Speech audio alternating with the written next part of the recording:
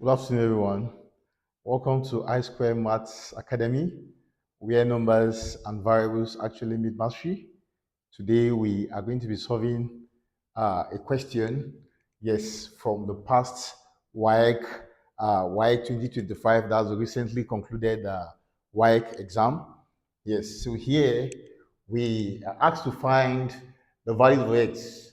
Yes, the values of x for which the expression 2x squared minus 5x plus 3 divided by 4x squared minus 196 is undefined.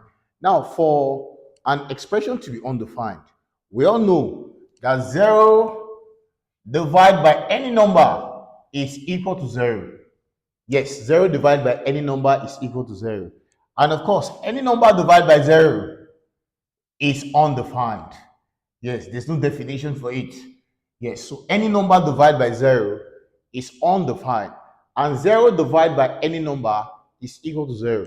So it therefore means that here in this case, for this expression to be undefined, now solution, we have 2x squared minus 5x plus 3 divided by 4x squared minus 196. Yes, so for this expression to be undefined, it means 4x squared minus 196 must be equal to 0. Yes, so if the denominator is 0, it means base divided by 0 will be undefined. So in this case now, let's solve this. If 4x squared minus 196 is equal to 0, now it means 4x squared will be equal to, if you take this negative sign to the other side, it becomes 196.